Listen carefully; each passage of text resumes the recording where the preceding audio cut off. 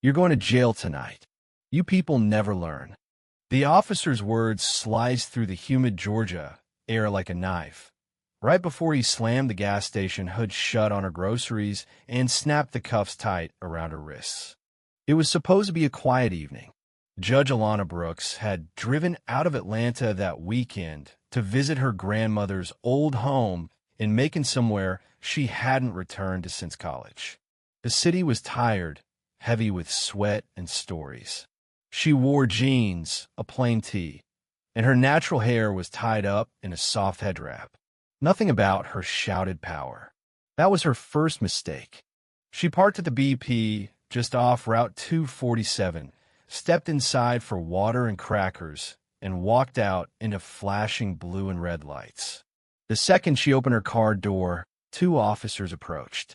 "Ma'am, we got a report of someone matching your description, shoplifting, and acting suspiciously at this station. Need to check your ID." She blinked. "Excuse me." The taller Officer Hensley, his name tag, said, rested his hand on his belt, thumb brushing the holster. "ID now." "Officer, I just came in and bought." "Now means now." The shorter one barked, his voice sharp like he won an argument. Alana's lawyer instincts kicked in. She'd been calm in courtrooms thick with murderers and billionaires alike. But there, under fluorescent gas station lights, in plain clothes, without her gavel, none of that mattered. She tried to explain. She asked to see the store camera. She even offered her receipt, still warm from the printer. None of it mattered. One of the officers took her bag, dumped it onto the hood. The water bottle rolled off and cracked on the pavement. "You people always got something to say." "Let's go," Hensley said. She didn't scream. She didn't resist.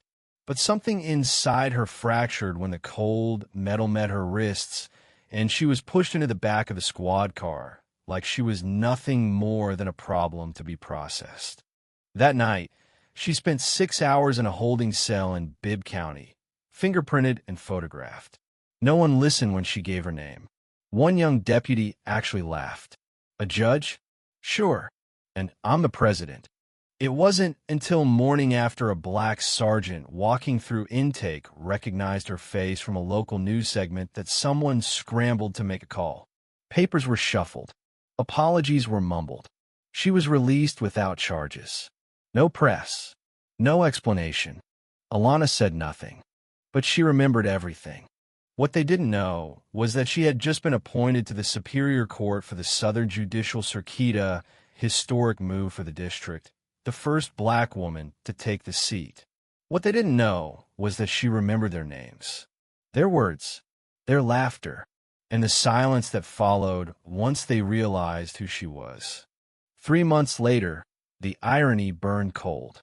Case 421. It came to her docket. Plaintiffs, the people of Georgia. Defendants, Officer Daniel Hensley and Officer Rick Calloway. Charges: racial profiling, unlawful detainment, use of excessive force, and falsifying of incident report. Alana sat behind the bench in her robe, chin high, gavel in reach. Her face betrayed nothing. The courtroom was packed. Local activists, journalists, law students leaning forward with notebooks trembling in their hands. When the defendants walked in and saw her, both men froze. Their steps faltered, their faces went pale. Hensley whispered something to his lawyer. Calloway blinked, confused, as if trying to undo time. Alana simply said, "Court is now in session." But to get here, too, that moment of silent power, Alana had endured more than just one wrongful arrest. She grew up in a town where teachers assumed her answers were copied, where her white classmates clutched their purses when she walked by, where job interviews turned cold when she walked in the room. Her mother had been followed in grocery stores, her uncle beaten by cops for fitting a vague description. When she was 10, she watched her father cry in a Walgreens parking lot after being handcuffed for loitering outside a pharmacy he'd worked at for 17 years. So no, this wasn't just about two officers. This was about an entire system that thought power had a face and that face didn't look like hers. In the courtroom, the prosecution laid out the facts with surgical precision. The store clerk testified that no theft occurred. Surveillance video showed Alana calmly purchasing her items. No reasonable suspicion. No probable cause. Just prejudice with a badge. But what shook the room was the body cam footage. On screen, everyone watched as Hensley muttered, "Black bitch thinks she owns the place," just before he clicked off his mic. Calloway laughed. Gasps rippled through the gallery. The defendant's attorney stammered, objected, tried to pivot to procedural errors. Alana let them speak. Her voice remained steady, neutral, but in her eyes, fire burned. On the third day of trial, Alana stepped out of her robe and allowed another judge to take over for final sentencing. She didn't need to pass judgment, because the system now had receipts. Her story spread like wildfire, especially after a student journalist posted side-by-side photos. One of her in the cell, disheveled and bruised, and the other in her judge's chair, regal and unmoved. The caption read, "She didn't just get justice. She became it." And yet, even as the verdict was read guilty on all counts, Alana didn't smile. She knew better. Justice wasn't a single gavel slam. It was years of rebuilding trust, brick by bloody brick. When she walked out of the courthouse that afternoon, reporters swarmed her. One asked, "Judge Brooks, what do you say to people who think this was just personal revenge?" Alana paused. She looked into the camera and said, "If standing up for human dignity looks like revenge to you, then maybe you've never seen justice done properly." And with that, she walked away not just free, not just vindicated, but victorious in a way that echoed through every courtroom, every squad car, every quiet child watching from a neighborhood like hers. Alana didn't go home that night. Instead, she drove, miles out of the city, past the counties she'd once had to fight her way through, legally and emotionally. She turned off the radio. She needed the silence. Her hands gripped the steering, like it was the only thing keeping her grounded. It wasn't the verdict that weighed heavy on her. It was the flood of memories that cracked open during the trial, the looks, the whispers, the shame she'd swallowed so many times just to keep rising. Her phone buzzed every few seconds. Emails, press requests. "Judge Brooks, do you have a comment on the jury's decision? Would you be willing to speak on CNN tonight? Civil rights leaders calling you a national symbol." Thoughts. Symbol. That word stung more than it should have. She didn't want to be a symbol. She wanted to be a person who could buy crackers and a bottle of water without being thrown in a cage. She finally pulled over at a small lake rest stop, the kind where old trees leaned in close and the sky opened wide enough to let you breathe. The wind moved softly through the leaves. She stepped out, took off her heels, and let her feet sink into the damp soil. Her body remembered things before her mind did. The sound of gravel crunching under cop boots. The smell of cold metal and old sweat in the back seat. The slight tremble in her fingers as she tried to keep her voice level while they mocked her. She sat on the hood of her car and stared at the water. Something in her chest cracked. Not broken, just open. And for the first time in months, she cried. The next morning, Alana was back in chambers by 8 a.m. sharp. No fanfare, no interviews, just a black coffee and the stack of family court files that awaited her. Her clerk, Miriam, peeked in. "You really not going to take a day off?" Alana glanced up. "And do what? Watch reporters guess what I'm feeling." Miriam smirked. "Fair, but this one's a little different. You want to see it." She slid a thin, yellow case file onto the desk. No frills, just one name scribbled on the tab in blue pen. Yamaris Bill. Alana opened it. 15 years old. Arrested for disrupting school property and resisting authority. The file was thick with write-ups from teachers and campus officers, mostly minor stuff, talking back, skipping detention, late to class. But then came the bigger report, aggressive behavior, after a teacher accused him of stealing another student's phone. His mother insisted he didn't do it, said the phone was found 2 days later in the lost and found. No apology, no correction on his record. Now the DA was recommending 6 months in a juvenile facility. Alana sat back in her chair, fingers steepled beneath her chin. "Who referred this to me?" she asked. Miriam hesitated. Public defender put in a request.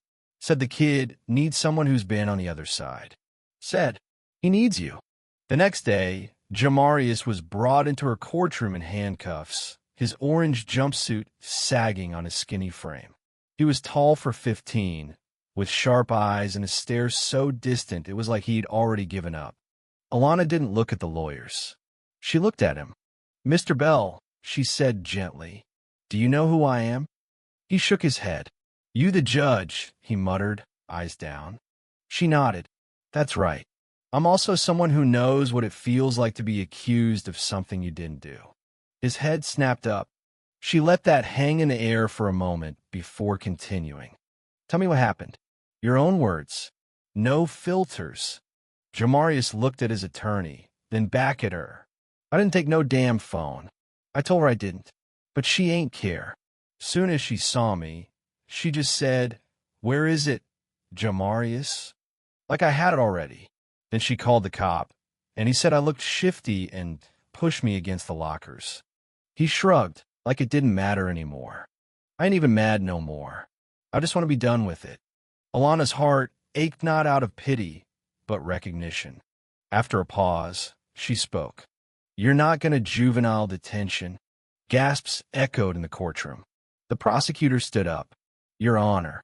"Sit down," Alana said firmly but calmly. She turned back to the boy. "You're going home, but you're also going to do something harder." He frowned. "Like what?" "You're going to intern at the courthouse. 3 days a week. My clerk will supervise. You'll learn how this system works not from the inside of a cell, but from behind a bench. You'll see how cases are built. You'll learn what evidence means. You'll learn how to speak up and be heard. You'll learn how to fight."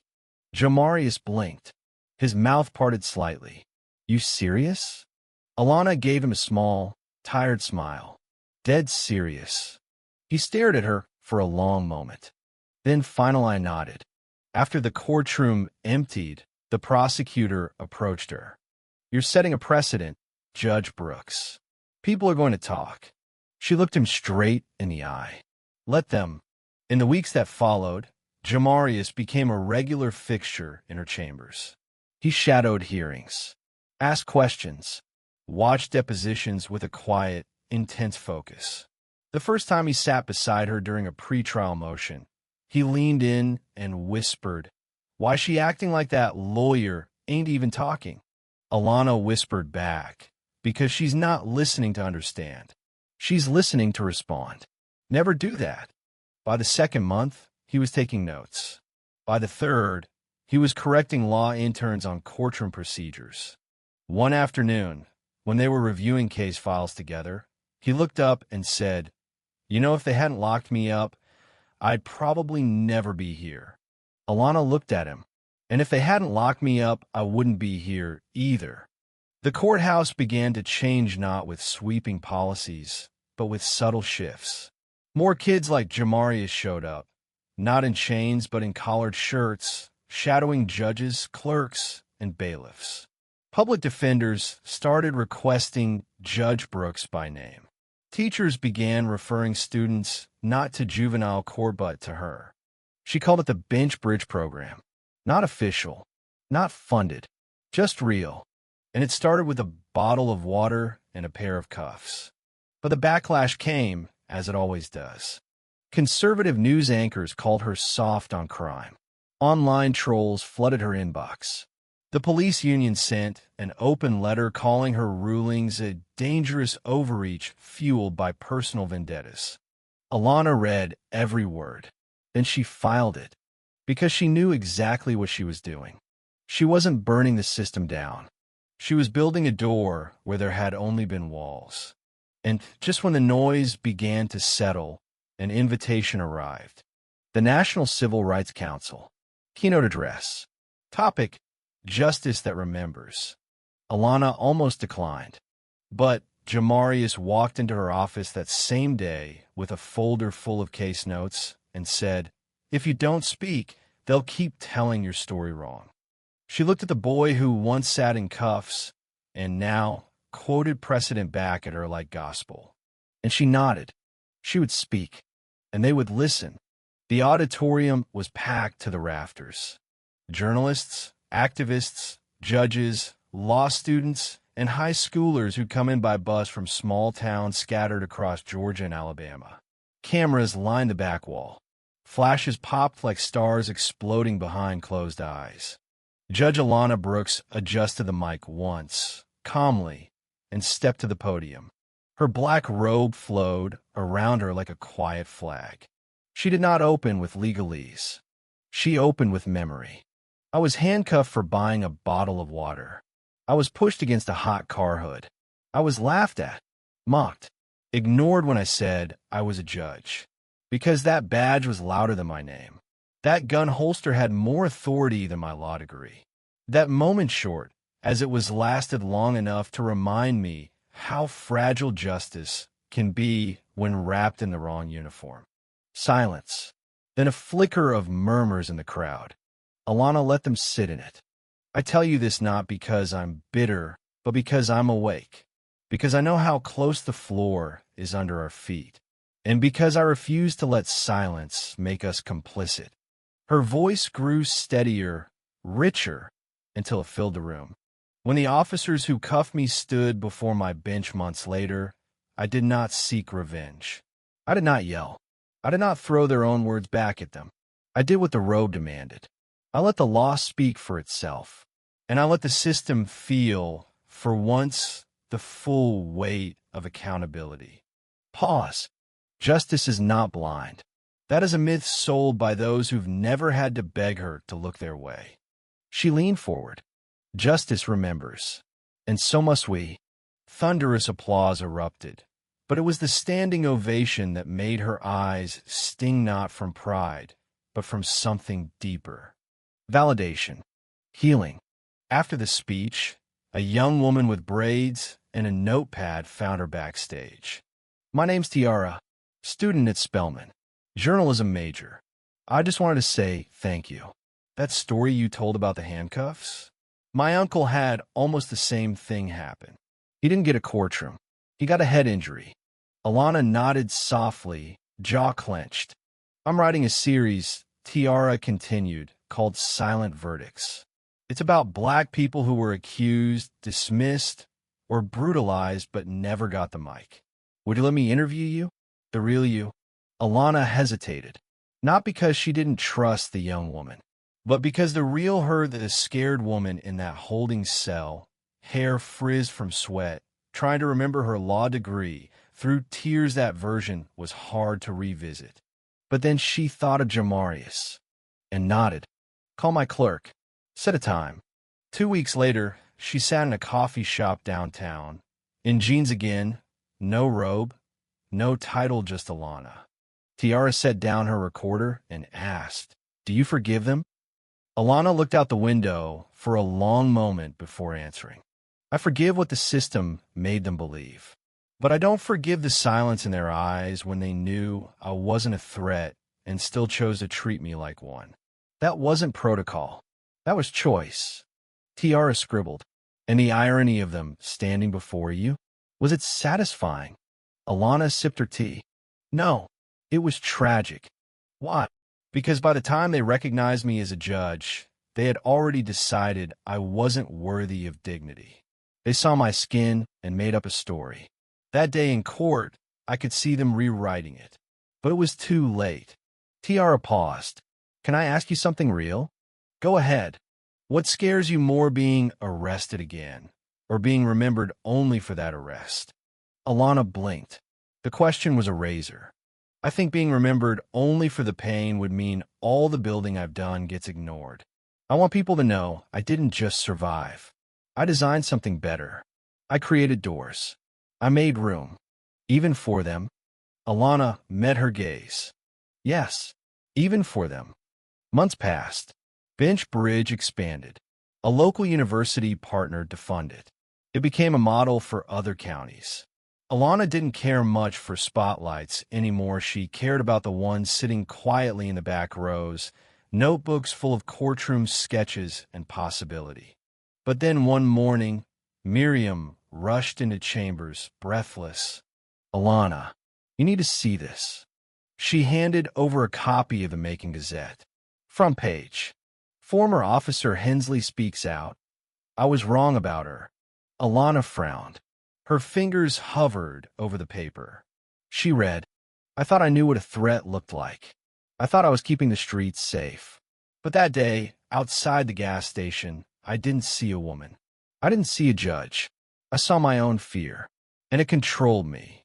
I want people to know I was not just following protocol. I was following a story I'd been taught since I was a child. That story was a lie. She didn't just forgive me. She didn't have to destroy me to prove she was stronger. That's what justice should look like. Alana sat back, stunned. It wasn't an apology, but it was accountability. Later that day, she got a call from the Department of Justice. They wanted her help designing a statewide pilot program, mandatory bias training and judicial shadowing for incoming police cadets.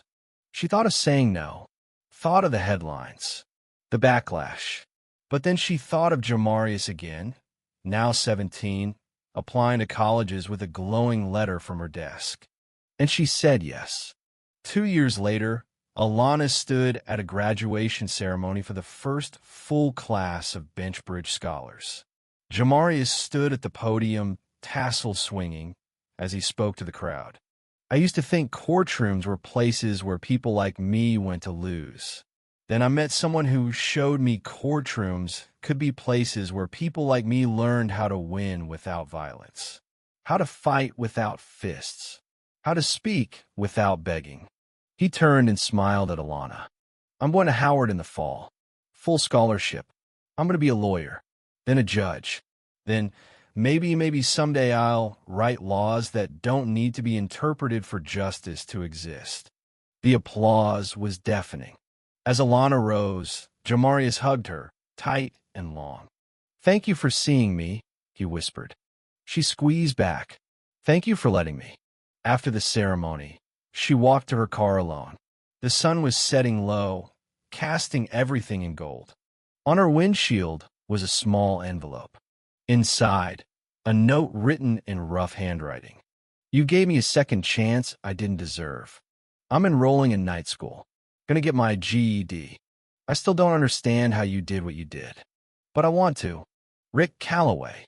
Alana stared at it a long time, then folded it, put it in her glove box. She didn't need recognition. She didn't even need peace. She needed the world to remember that systems change when stories change. And sometimes justice doesn't come with a gavel.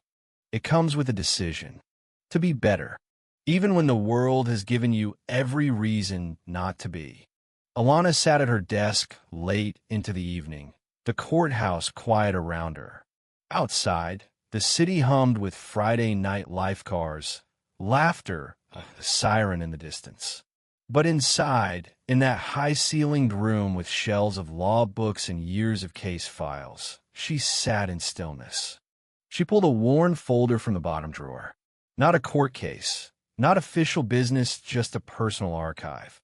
A stack of printed emails, letters from strangers, student essays, old receipts.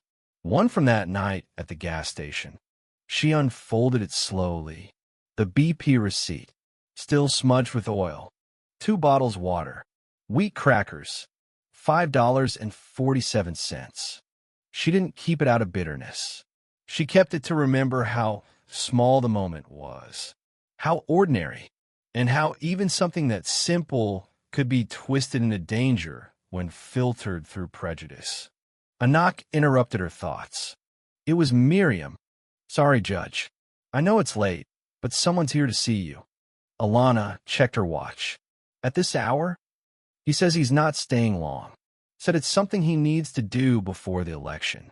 Alana frowned. Election? Miriam just shrugged and stepped aside. In walked Daniel Hensley, the same man who'd cuffed her on that hot summer night. But not the same man. He was older now, paler. He lost weight. No badge, no uniform, just a pressed button-down and slacks. He carried nothing but himself. "Judge Brooks," he said, standing stiff like he didn't know if he should sit or kneel. "Mr. Hensley," she replied evenly. "You're running for something?" He gave a tight smile. "City Council. Macon. District 4. Alana blinked. "You're running for public office?" He nodded slowly. "I know how it sounds, but I've spent the last year working with youth diversion programs. My daughter's 9 now. She asks a lot of questions. One night, she asked me if I ever did something bad to someone good. I couldn't lie, and it hit me. I've spent too much of my life making decisions out of fear. Now, I want to make decisions out of accountability." Alana folded her hands. "And you think I'm a key to that?" "No," he said immediately. "I'm not here to ask for an endorsement. I'm not here to fix what can't be fixed. I needed to say thank you." She tilted her head. "For what?" "For not becoming like me," he said. "For showing me what real strength looks like. I've lived in that moment for 2 years, seeing your face when I realized who you were. You didn't flinch. You didn't scream. You didn't destroy me when you had every right to. That's not weakness. That's the kind of power that changes people." He hesitated. "I just thought if you could forgive what I was, maybe you could believe who I'm trying to be." Alana stared at him a long time, then stood. She walked over, slowly, until they were nearly eye to eye. "I don't endorse candidates," she said firmly. He nodded. "But I do believe in people who get back up for the right reasons." A pause. Then she offered her hand. He shook it nervously, gratefully. As he turned to go, she said, "Tell your daughter she asked the right question." He smiled. "She's good at that." And then he left. By spring, things had changed again. The Bench Bridge program went statewide. Alana spoke in D.C. before a bipartisan committee. A former judge from Minnesota called her testimony the most honest thing I've heard in this building in decades. But change never came without a price. The state bar began reviewing complaints filed by a fringe group who accused her of bias, of activism on the bench, of creating preferential paths for young offenders based on race. She wasn't surprised. She knew justice came with backlash, especially when it was shaped like her. During the inquiry, Alana stood before a panel of 10, mostly white, mostly male lawyers. The lead question, "Judge Brooks, do you consider your personal experiences relevant in your professional rulings?" Alana didn't blink. "I consider justice relevant. If my personal experience helps me identify where the system fails to protect the innocent, then yes, I bring that knowledge with me. Every judge does. We all wear lenses. Mine just happens to include history." The panel murmured. One raised a brow. Another smirked. But in the end, the charges were dismissed. The truth was too loud to ignore. On the anniversary of her arrest, she returned to the same BP gas station. Not for dramatics, just closure. She walked in, bought 2 bottles of water, and walked out slowly. This time, no lights, no shouting, no cuffs, just an old man sitting outside on a milk crate. "You that judge on the news," he said, pointing with a bent finger. "The one they try to mess with." Alana nodded. "That's me." He chuckled. "You didn't just get even. You got right." She smiled, then offered him one of the water bottles. He took it, nodded in thanks. As she got in her car, she whispered, almost to herself, "I didn't want revenge. I wanted return." Then she drove. A year later, the city renamed the juvenile court wing.